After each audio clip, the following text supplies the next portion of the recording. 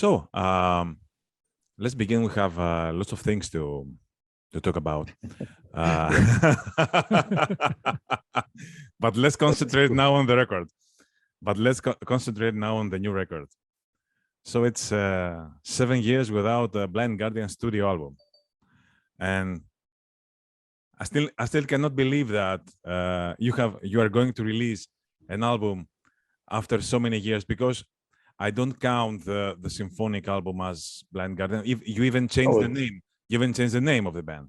Right.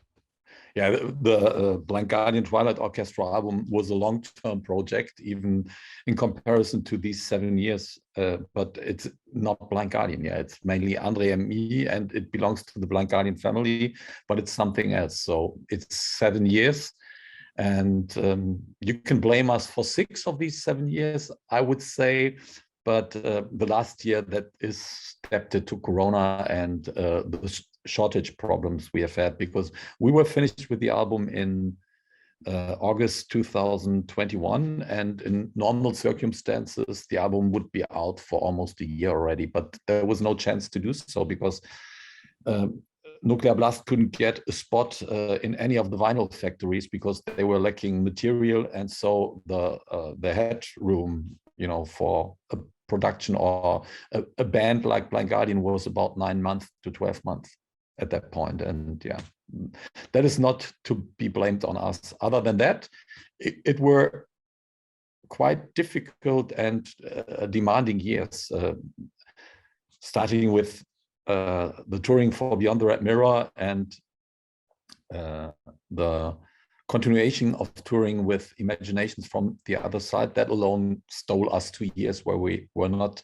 able to do any songwriting. Then we worked on Twilight Orchestra, of course, and we also worked on the Imaginations anniversary album. Away were another almost 2 years.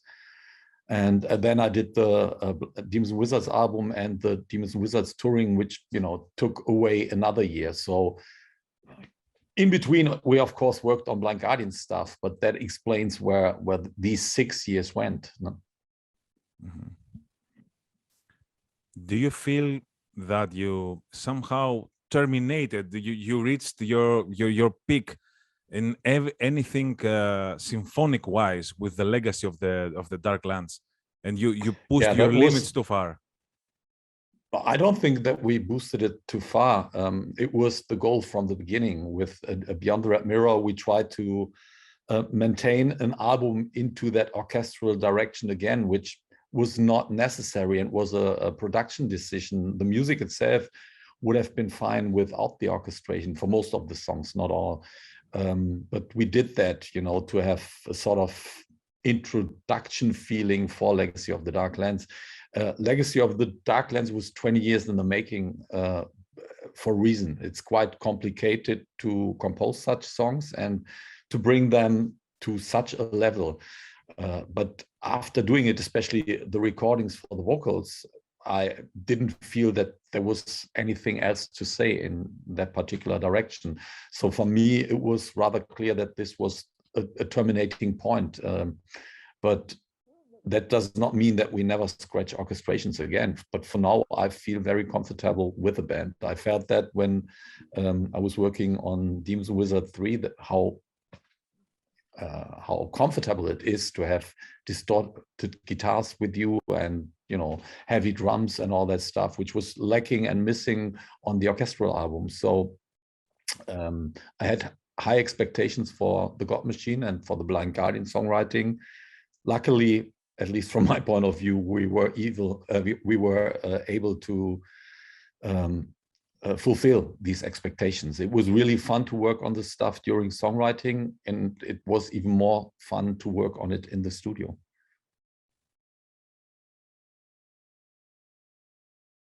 Mm-hmm. Did the fact that you toured for Imaginations and Somewhere Far Beyond play any role in the songwriting?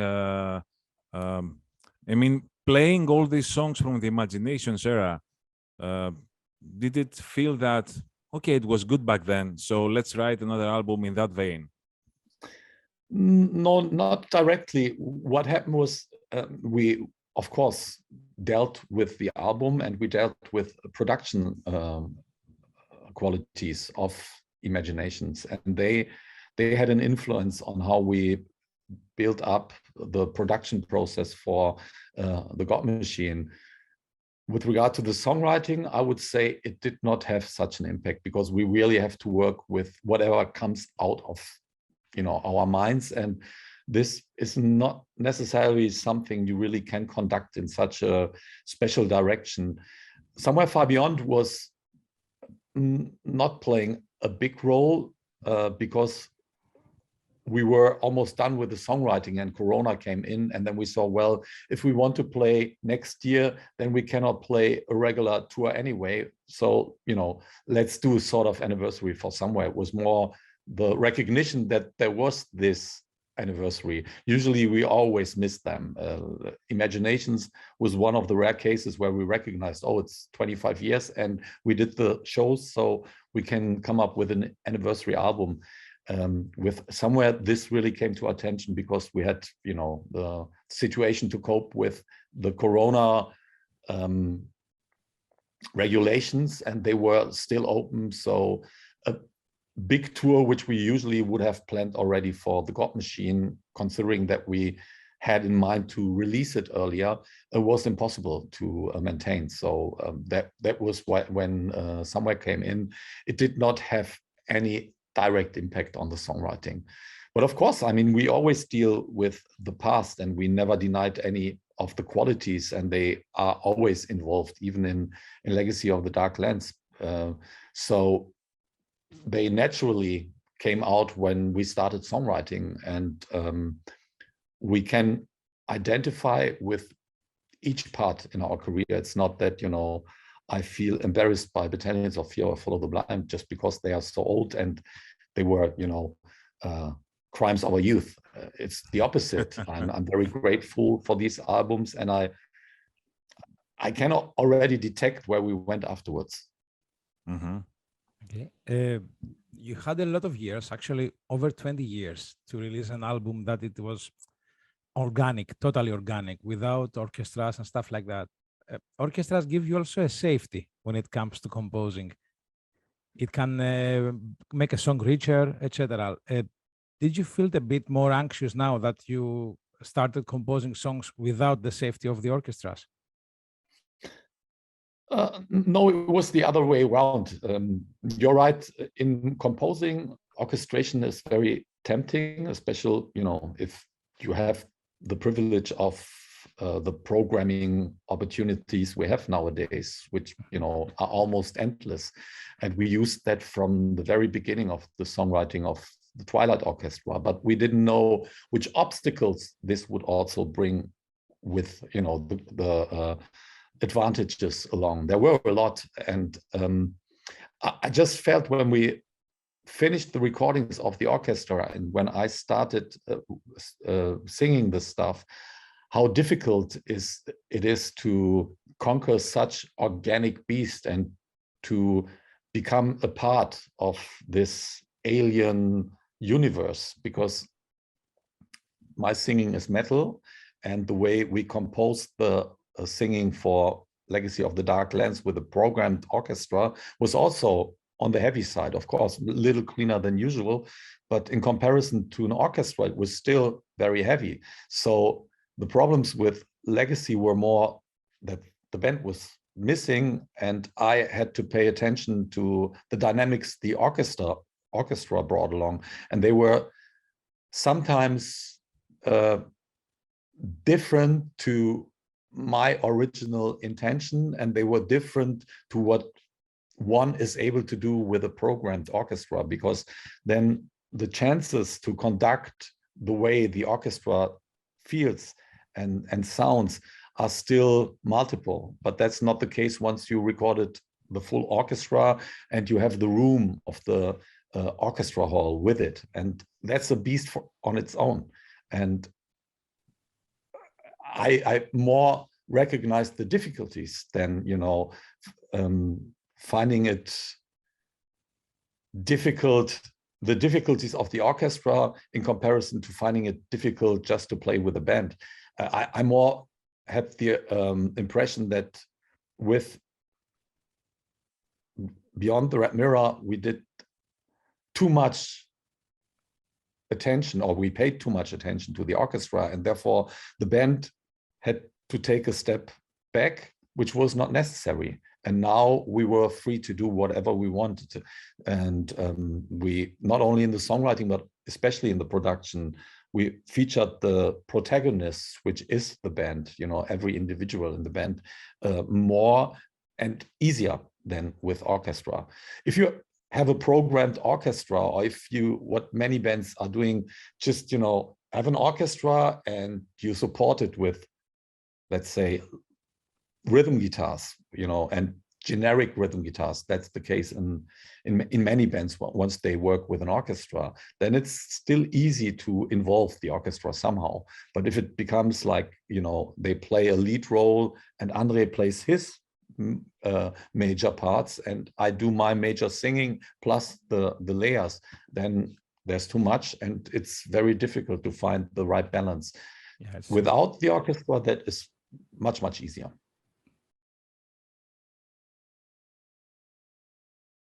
That's why you also have the heaviest production that you ever had, actually, in one of your albums. It's quite heavy for a Blind Guardian album. Yeah, I mean, intensity came with, you know, with the songs. It came with a plan to drive the productive direction into imagination fields more than into anything else we have done. Plus, then there was so much energy to spend during the Corona crisis because we didn't know where to put it. This, of course, had an effect on the way we put ourselves into it. I mean, we would have given 100% anyway, but I think the frustration and, you know, whatever came along in this period had an impact on the way we performed. And of course, we wanted this to be, yeah, a statement musically and saying, hey, we can do that stuff. And if we have songs like this, we're a bit older, but you will not necessarily recognize that because of the performances. Yeah, did that frustration from the pandemic make you think about doing some death metal vocals?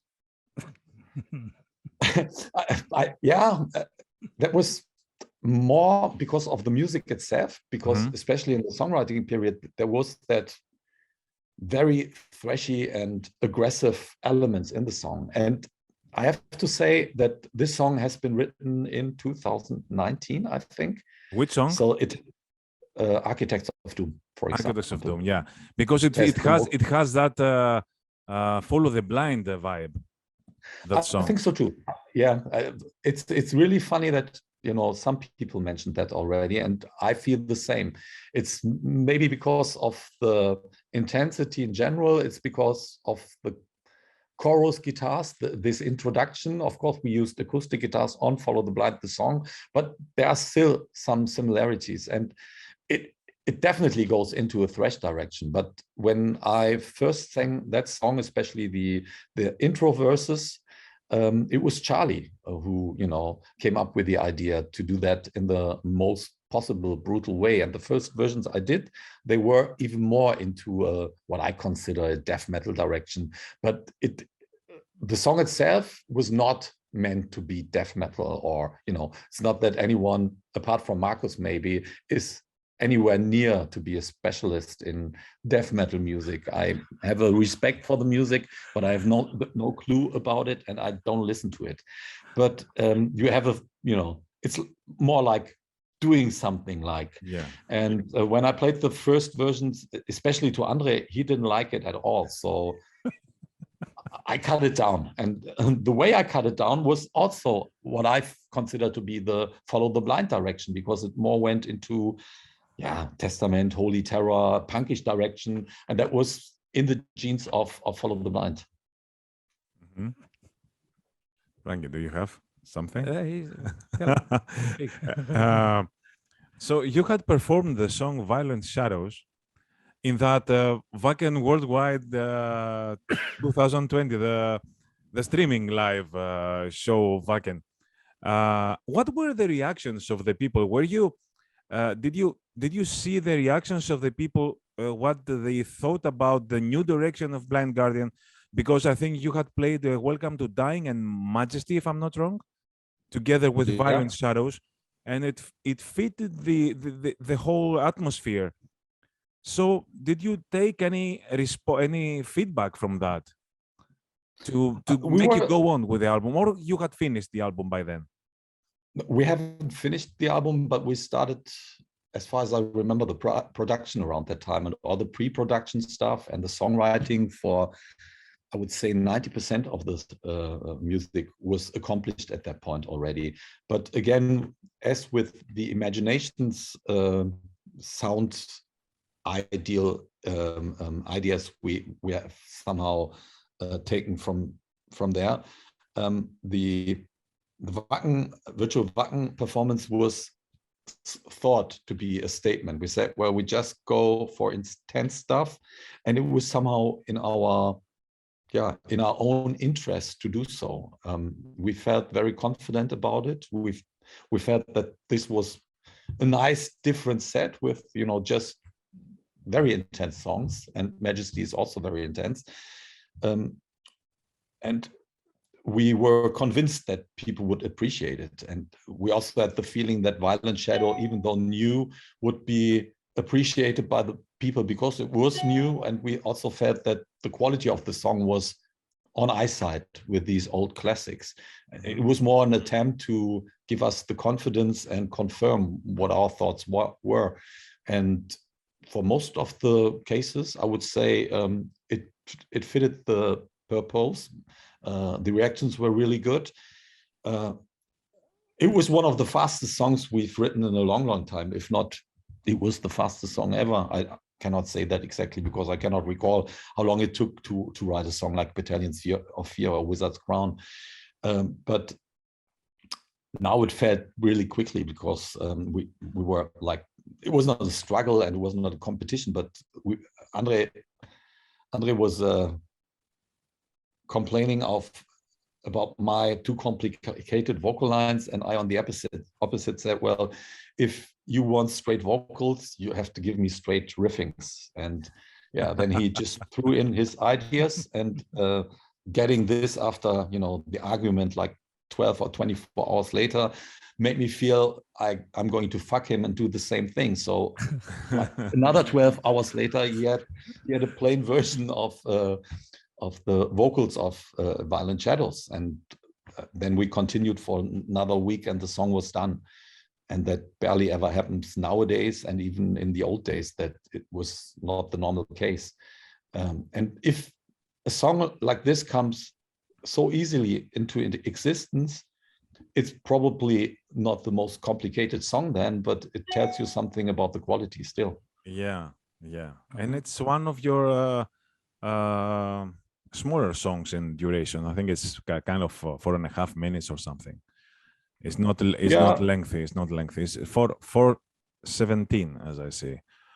Yeah, that's fairly short. Yeah. I think there was that Welcome to Dying, I think, is not much longer, but that's just a guessing. Yeah. You know, we played the song, but from the structure, it's comparable, you know. Yeah.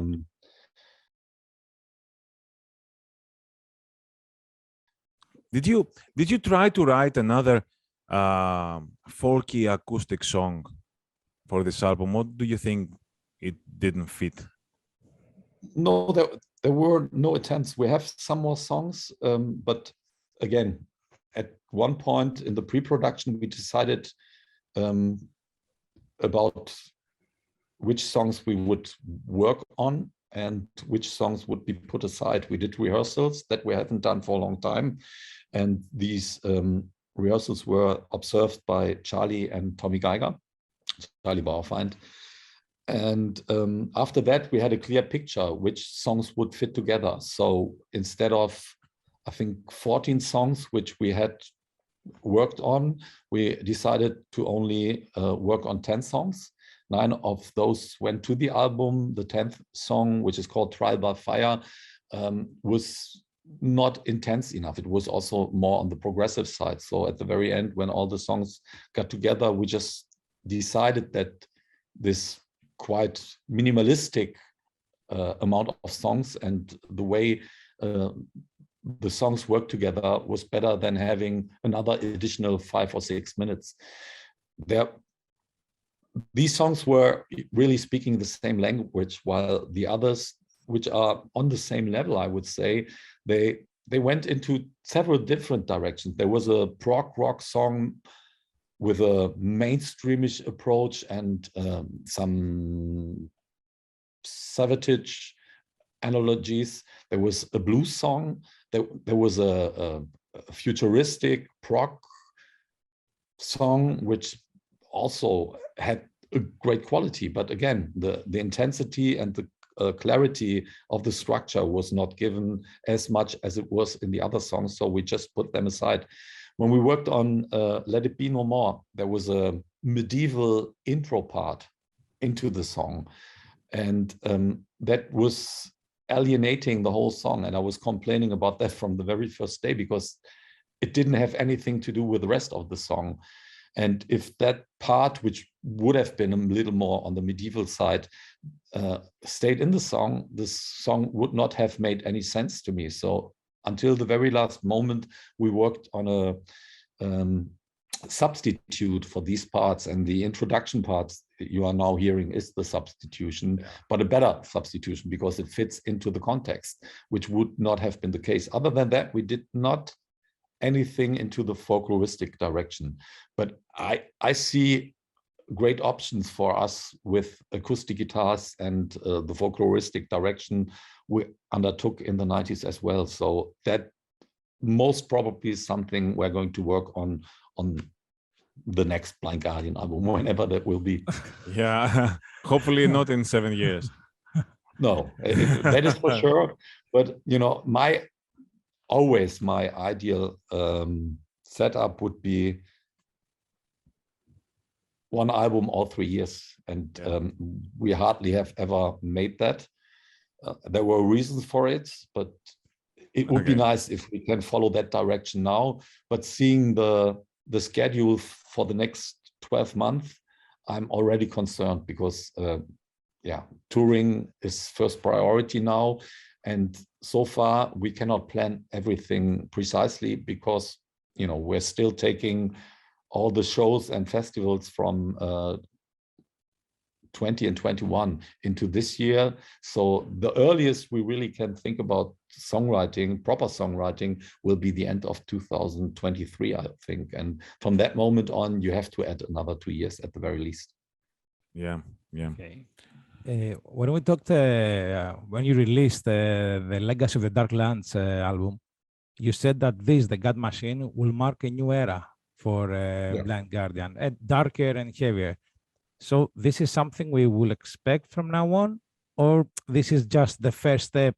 Let's see how it works, and we continue from that. I believe so. It's always a little bit connected to wishful thinking, you know, because I don't know what the future holds, and I don't even know what our next steps in songwriting will be. I mentioned the songs which we have not used, and some of them are really worth to pay attention to them and finish them, and, you know, bring them to the level of the songs of God Machine. But if we took these songs as, you know, the entrance for the next album, then this would be too diverse, I would think. So we on one hand have to use these songs at some day and somehow, but for a regular next album, that would be too chaotic for me. So I would keep my focus on new songs which come in from now on, and maybe we can add one of these songs because it then fits into the context.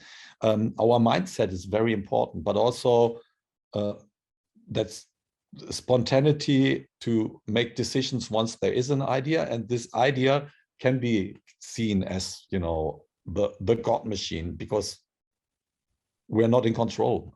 You know how that is, you know, you write a song and you may have an idea, I want to go into that direction, like I mentioned the Let It Be No More medieval part, which was the first song composed for it, but it would not have fitted in there. And we have to really embrace the idea and then do the best out of whatever comes next. What I feel is that everyone in the band enjoyed, having such a compact band-orientated album where everyone was able to throw in stuff and ideas. Even though Andre and I wrote our songs, everyone who had been involved in the production and in the music played a role, by performance, by suggestions, by, clearing up things. Because especially when Andre and I work alone, we both have sometimes opposite impressions of a song. Is that one a happy song? Is that one a dark song? And, if 2 or 3 other people come in and they confirm the one direction or the other direction, then it's easier to give up your position and say, well, yeah, then I may have to look into this particular direction because I somehow received it the wrong way. And sometimes, on the other hand, these opposites make it so interesting, and they have to be kept because there's a corner of truth in both. And this is easier to be found out when the whole band and more people are involved. And this will be something we will continue to work on for sure. Nice. Zach? Did Johan play on the album, a bass player? No, Johan did not play. It was still Bear. Bear left us short before the supposed to happen Bullhead session, Wacken Bullhead session, which was planned for, I think, September 21. And that had not taken place because of the regulations then coming in again in Germany.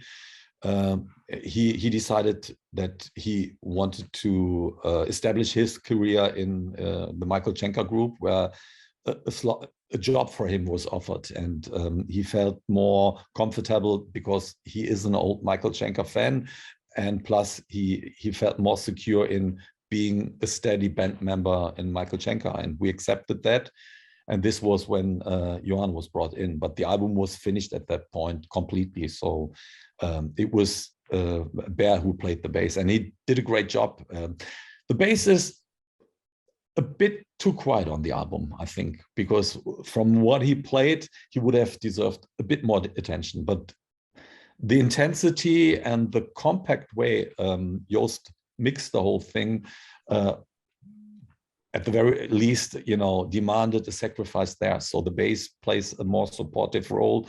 It could be more important in the way of featuring if there was more space and a different direction in the way we wanted to present ourselves. I also think that this is mainly a guitar album, I have to say. The riffing is really strong, the solos are really strong, and they bring a lot of the intensity.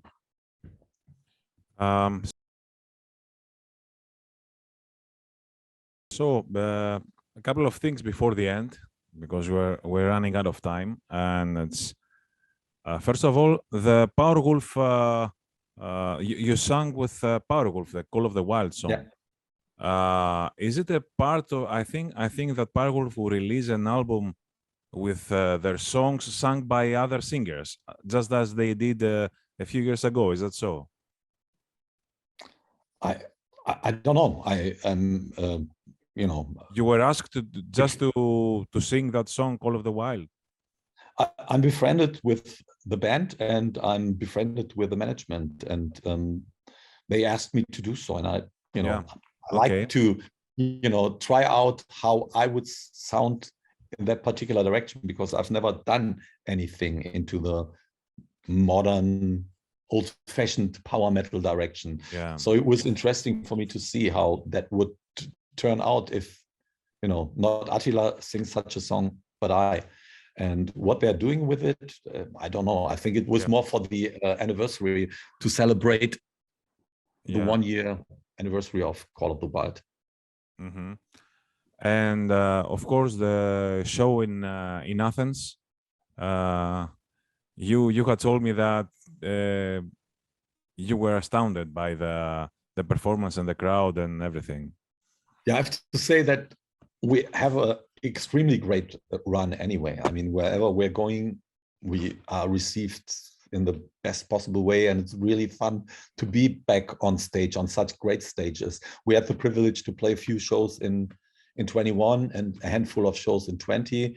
So, you know, we didn't lose contact completely, but these were smaller or mid-sized show at the highest. And ever since, I think at the beginning of June, we're still hitting the big stages, and the reactions is always amazing. But Greece was overwhelming. Athens was by far, from my point of view, the best, especially considering the condition I was in, and the crowd just carried me through the whole show. I was deadly sick afterwards, but it felt so great, and it was impressive. It was really impressive to see how people just picked it up, and they went crazy. I know that we have a very loyal following in Greece. It's nothing new, but for me, that was one of, if not the strongest reaction I've seen there, you know, from the crowd and how they celebrate that song. And from what I've been told by the other guys, they felt the same. And we have to thank you, because I know that you haven't done many interviews for the promotion of this album in order to protect your voice for the live shows, and it's our privilege, and thank you very much for that. We really appreciate that.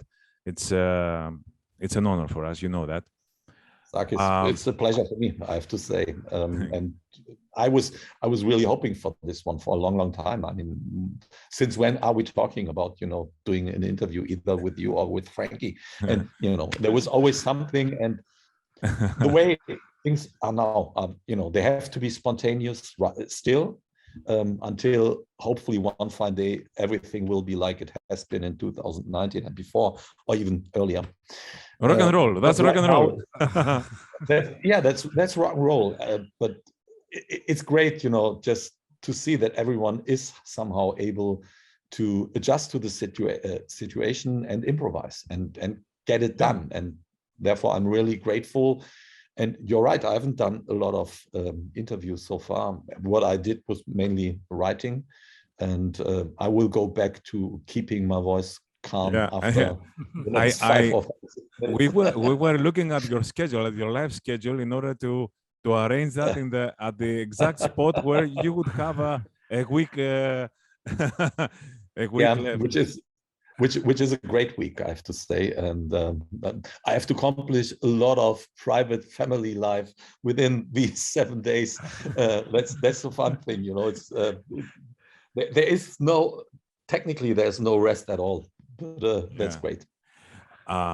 Hansi, as I need the ID for the radio, ID for Kanya, and a couple of things for in order to, I will end the video now, and I will send you another Zoom link to you and Frankie, so that we can do this privately for 15 minutes. It won't take long. Okay, we won't bother you more. I will create another link for that. So because time is running out and I don't want to hurry. That's about 15 minutes more. Okay. Yeah. Okay. Okay. I'm ending this. Thanks. Be back. Thank you very much.